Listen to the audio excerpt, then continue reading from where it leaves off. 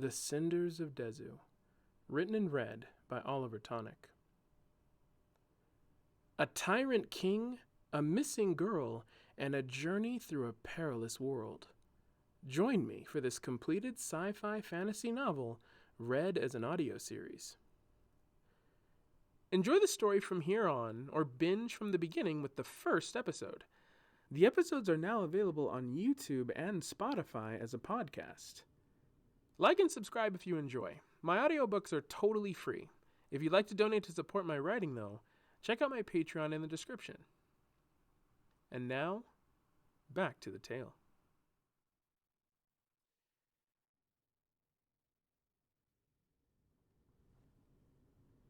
Chapter 10. Firus the Great. The boys took off so fast that they only caught a glimpse as Talia ran in the opposite direction and leapt into the trees after her target. Feet tore traction into the dirt ground as the two made their way through the trees with the sound of a young woman's battle cry echoing through the forest. They vaulted themselves over logs and rocks and headed up a dirt incline, aided by the hand and footholds of the roots of nearby trees poking up out of the dirt. Julian's arm was stinging under the bandage, but his adrenaline kept the pain from notice. Once at the top of the hill, Cairo's head began to spin. No, it wasn't spinning. He was falling? It all happened so quickly as his vision tilted and he felt his leg lurch upward. Julian watched with his eyes wide as his friend smacked the side of his head on the ground. Cairo's teeth clattered. He was in a daze as he saw Julian's terrified face upside down. He was being hoisted up by some kind of rope that had caught his ankle. He looked at his feet, now pointed to the sky, and saw himself heading feet first up into the trees. Wooden claws snapped around him, knocking leaves from the branches surrounding him. He was in a cage. He looked down at Julian through the thick wooden threading. The contraption was just big enough to hold one person, encircling him in large wooden teeth. "Go! Go! Keep going!" Cairo said. "I'm not leaving you!" Julian called up to him. A squealing hiss came spiraling through the trees. Fire collided with the trap. As singed wood claws broke apart around him, Cairo saw himself fall rapidly back to the ground. He hit with a painful thud that knocked the air out of him. He writhed for a moment and coughed until he felt a hand on his back lift him by the shirt. "Move!" It was Talia. Julian started running again while Cairo hobbled to his feet. He ran after his friend while Talia turned around. She lit up her hands in a fiery dance that resulted in flaming discs rotating at the end of each fist. It was a fiery display that Feris could see from the trees as he leapt through the branches. It reminded him of threat poses he had seen many times from different creatures he had hunted. Humans were no different. The boys had only been running for another minute or so when something dropped in front of them like a bag of potatoes. It was a rag doll body that flopped as it hit the ground and rolled with arms and legs flailing. They stopped and stared in horror as they realized it was Talia. Two powerful legs landed just ahead of her as her body slid a short way and came to a stop at their toes. Firus raised his eyebrows with a smirk on his face. Talia's arms came back to life and weakly began trying to lift herself back to her feet. They tried to run to their left, only to see Firus was there too. They looked back where he had been, only to see Talia still grunting and struggling to rise. Neither of them had even tracked his movement. They turned and went right this time. Had they looked at Talia again, they would have seen her try to put her hand out to stop them. As they ran, Cairo noticed a faint rumble. It didn't slow him and certainly wasn't enough to disturb his pace in any way, but it felt odd and quick. He'd experienced low-intensity earthquakes before back home and dismissed it rather quickly. A cry was heard from behind them. It was Talia again. It sounded like she had said words, but they weren't clear enough to make out. Julian felt the front of his foot catch something. It gave way so quickly he didn't even look around as he continued. Out of the corner of their eyes, they both spotted movement on each side. Two massive logs came swinging down to their position. Julian was only slightly ahead of Cairo, but he was still in the kill zone. Both of them dropped to the ground. Before the heavy collision, they heard a whistle and a snap. Simultaneously, the swinging logs dropped to the ground with a powerful thud. Dead leaves and bark jumped up from the forest floor before settling back again. Singed vines, cut by fire, came slumping onto the logs in a coil. Talia ran up and slid to a stop as she knelt down near the boys to check them, the massive logs laying on either side. "What are you doing?" she cried out to the forest trees. "I know he told you not to kill them." Again, Feris fell from the trees, this time landing on one of the logs to their side. The boys looked up to see what had happened. "I know," he said, leaning down to inspect the coil of vines. "I'm so bad." He stood up with the vines in hand and brushed his thumb against the smoldering end of the perfectly cut vine. "But look at you, breaking all my toys. You're getting good at this." The boys scrambled to their feet. Talia gestured for them to get behind her as she rose to face him. Talia pulled out the long knife from a belt around her waist. Her hand lit up as she heated it up again, the metal glowing a molten orange. Firus smiled. "All right, Sprite, we both know you won't have that for long." He lifted his hands and showed her his palms. "Let's play hands." Talia's jaw tightened as she shook her head. "You're so full of it." Or... Firus jumped down and began stepping towards her, his fingers splayed out. "It just drives you nuts that deep down you know these hands are stronger than any weapon you could hold in yours." Her nostrils flared as she spoke under her breath. "We'll see." The girl was on him before her bewildered audience could blink.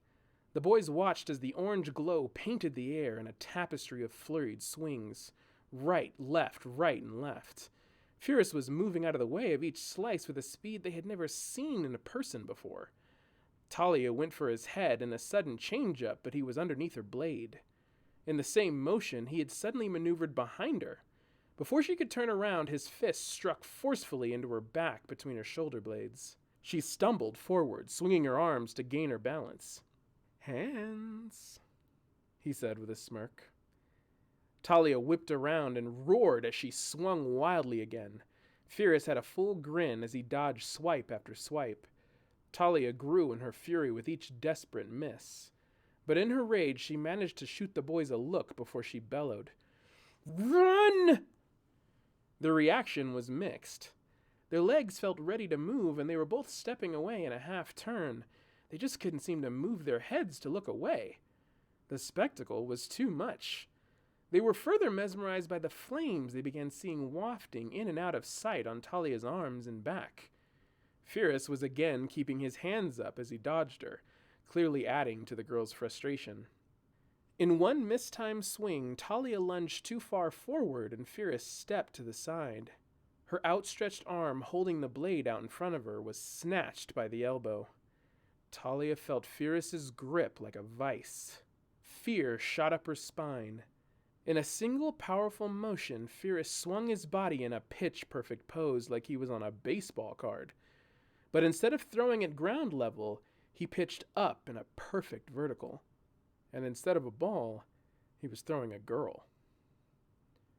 With a horrifying yelp that rang in the boy's ears, Talia shot like a bullet up through the canopy.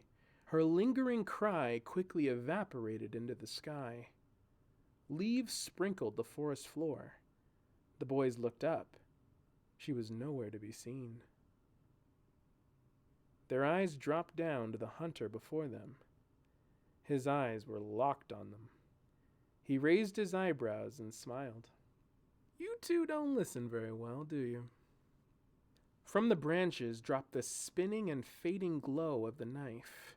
It landed with a thunk into the ground next to Firus, its handle nearly at the level of his fingers. He kept his eyes unwaveringly on the boys as he plucked it from the ground. "She told you to run." Cairo came to a sliding stop under a tree with its roots exposed. They had been running frantically and fruitlessly for about 20 minutes. He was out of breath and separated from his friend. Firus had split both of them up as he toyed with them in the woods. His speed was so impossibly superior, it had become clear rather quickly this was all just a game. Now, Cairo was skin-chilled and alone. He was hiding, but he couldn't be sure that it mattered. It was evident that Feris could hear exceptionally well. He couldn't be sure how else he was tracking them. He let himself catch his breath as quietly as he could before trying to peek his head carefully around the trunk of the tree. It was quiet. He felt a chill run up his spine. Fingers were on his shoulder.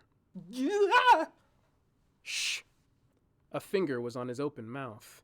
He was looking back into the captivating green eyes of Talia. His voice came out in a frantic whisper. How did you... Firus never lets me hit the ground, she said. Then she shrugged. Not from that height, anyway. What's that supposed to mean? She gripped his hand tight and began lifting him to his feet. Come on, I know where your cut-up friend is. In a separate part of the forest, Julian gripped his arm tight as he reached a clearing in the trees. He was out of breath and was battling his own lonely panic. The glimpse of a medium-sized boulder in the clearing was a sight for sore eyes and sore calf muscles. One that looked almost identical sat nearby. It was about the size of a stump, just large enough to sit on. He stumbled towards it and did just so. He glanced at the bandage on his shoulder and saw it oozing more blood. He began to unravel it. He was on the verge of rewrapping and securing it when Cairo and Talia came dashing through the trees.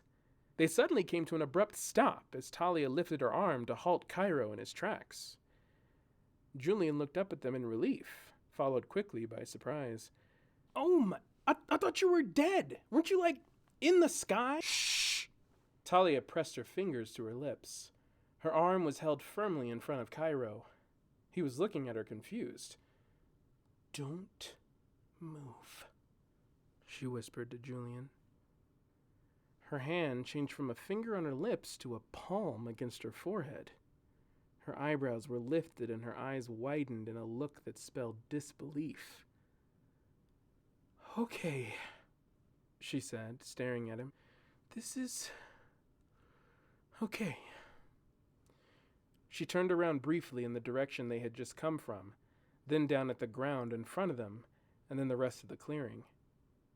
They could tell she was trying to puzzle something out. She looked to Cairo. You're going to climb up that downed tree and up into that canopy, she told him, still in a whisper as she pointed to the fallen trunk on the edge of the clearing.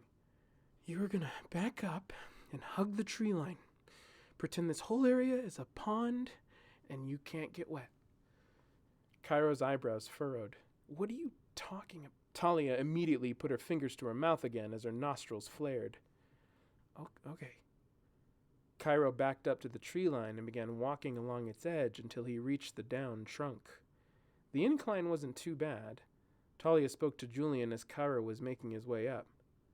Do not move. Julian was frozen, bandage in hand.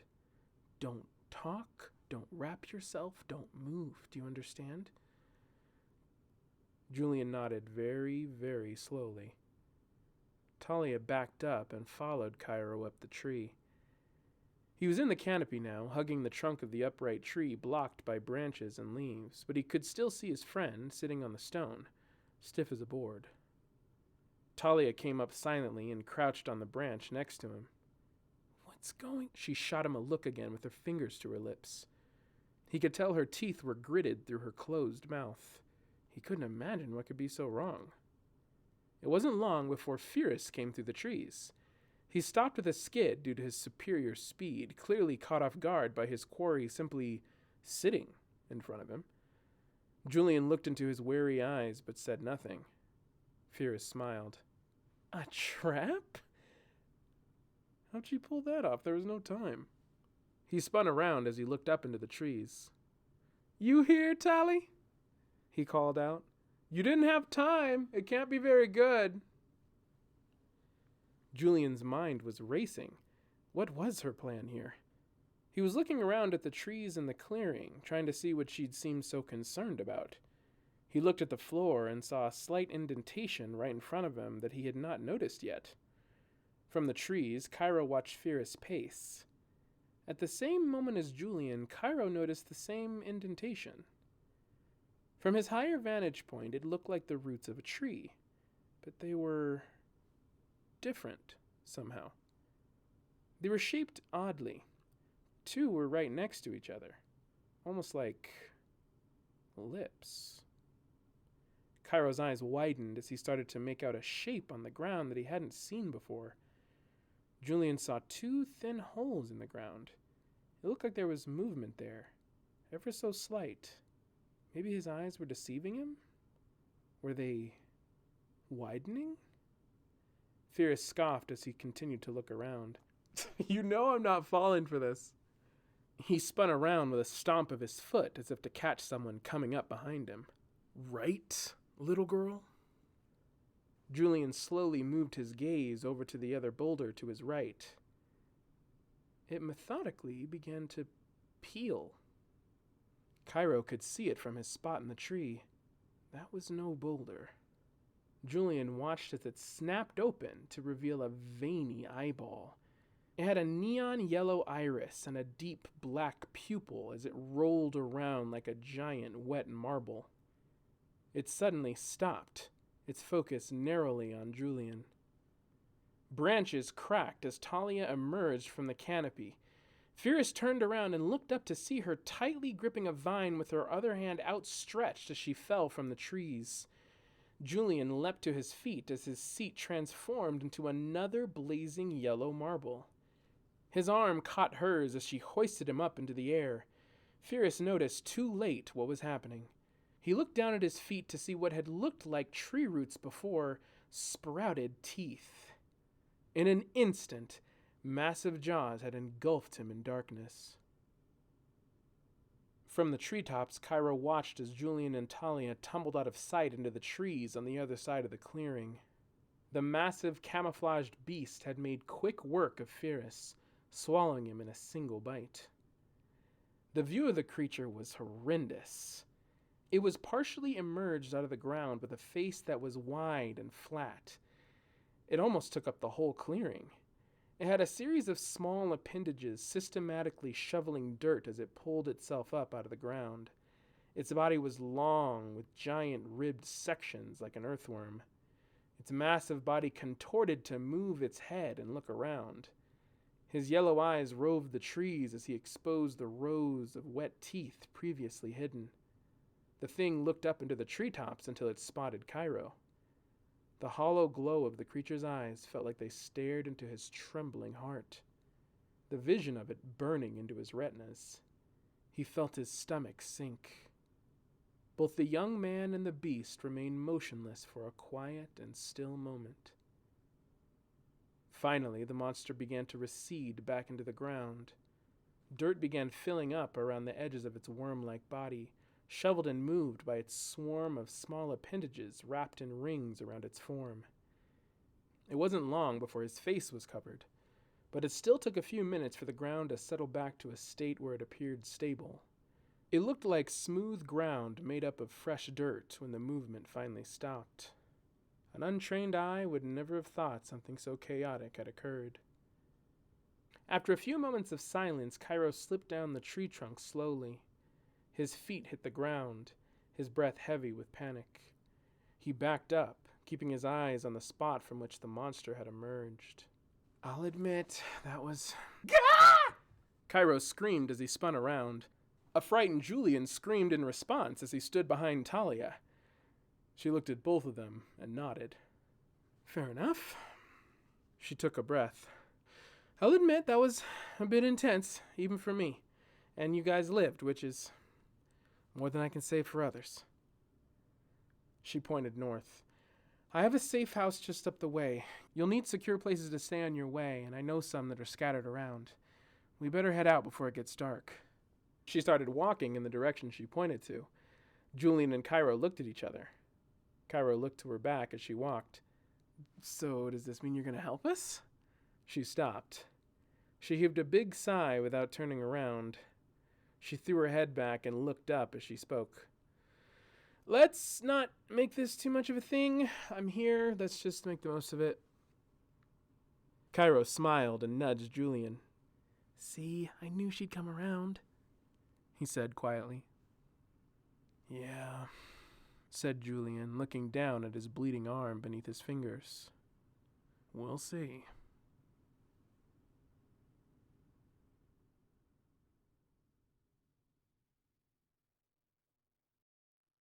Hey guys, it's Oliver. Thanks so much for listening. Don't forget to like and subscribe if you want to hear more. Give me your thoughts in the comments if you're watching on YouTube. And check my channel to make sure you're caught up on the latest episode. I'll have regular episodes up until all chapters of this story are fully released, so stay tuned.